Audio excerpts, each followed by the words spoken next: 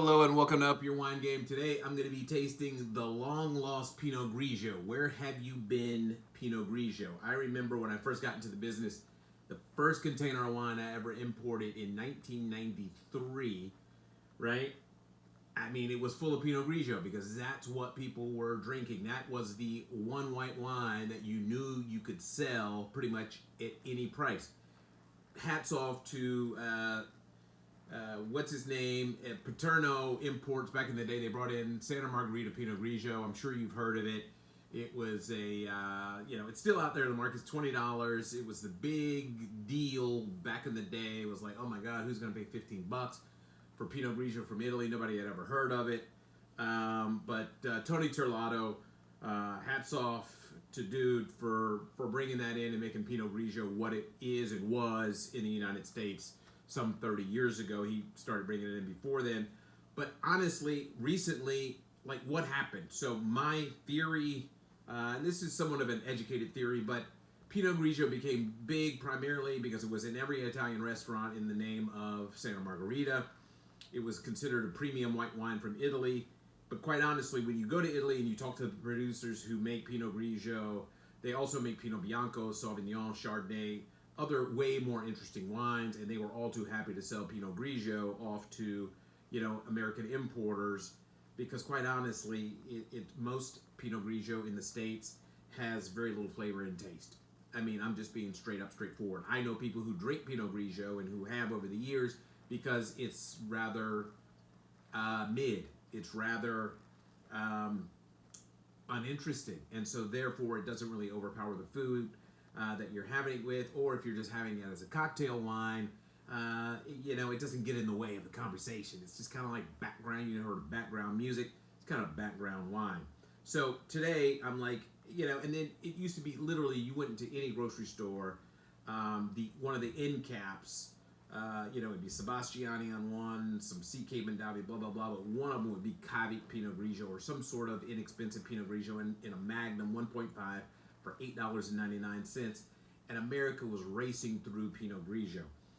Now, these days, you don't see the big stacks of it that you used to. It doesn't sell like it used to sell, which is a shame because the producers in northeastern corner of Italy that really pay attention to Pinot Grigio, they make some amazing wines. Yerman and the like, Schiopetto rather, make really, fantastic Pinot Grigio, but it's kind of like now, it's like the world's tallest small person. Like, nobody's really paying that much attention to it.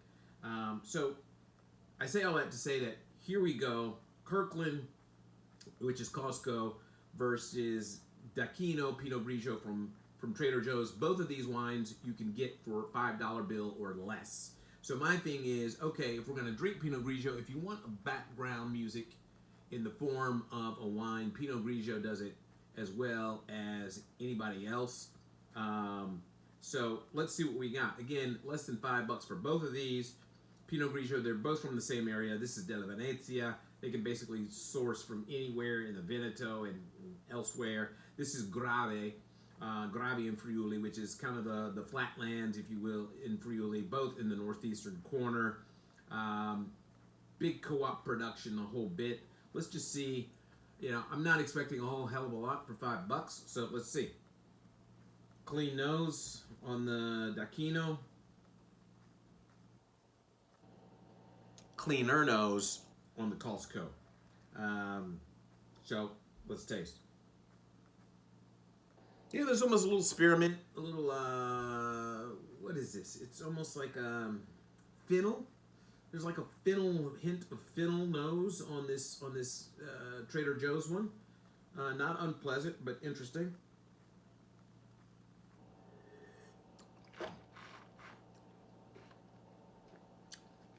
But in the mouth, it's a little flat. And by a little flat, I mean a lot of flat. There's not a whole lot going on. And this is the 2022 Pinot Grigio from D'Acchino, which you can get at Trader Joe's. I think it's literally $4 or $5. But I'm going to say no to this. It's just watery. 12% alcohol. This is the current release. There's no reason why the 2022 should be this flat and this uninteresting, other than it's just overcropped. So again, with a lot of it's Chardonnay. Whenever you're finding a wine that's like $5 or less, yields play a big role in this. They're really, watering down the wine in the form of just overcropping. But this is a terribly uninteresting wine, and even for $5, this is a no on this Trader Joe's Pinot Grigio d'Aquino. It's 2022. Here's the label. But I'm going to say no to this wine for sure. So let's move on to the Kirkland or Costco version. Again, $5 from Friuli. Cleaner nose, more interesting nose. A bit of mineral on there, but again, nothing jumping out at all.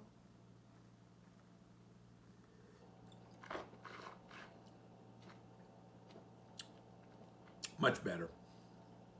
This is clean. It's light bodied, don't get me wrong. It's doing what it's supposed to do. It's a backup singer to whatever you're doing, whether it's conversation or light fare. It's doing exactly what it's supposed to do. It's crisp, it's clean, neutral. That's kind of the word I'm looking for. In Pinot Grigio at this price point, pretty neutral wine. For people who aren't big wine drinkers, they want something in their hand to sip, blah, blah, blah. I'm not going to take over anything.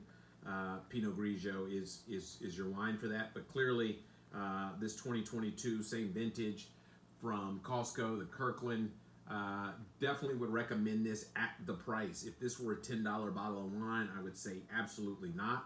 But for a $5 bill, yeah, this definitely works. So if you're a big Pinot Grigio fan, if you're still, one of those diehard Pinot Grigio drinkers, and if you've been picking up the bottle of wine from Trader Joe's, I would definitely make the switch over to the Kirkland 2022 Grave Friuli. Much better Pinot Grigio. This is flat. This still has life. Pleasant cocktail wine, reception wine, unoffensive, easy peasy. White peach. There's a white peach and nectarine kind of bent to this Kirkland that's refreshing and appealing. Serve it well chilled. Anyway, that's my take on that. It's a no to the d'Aquino. It's a yes to the Kirkland from Costco, both for $5.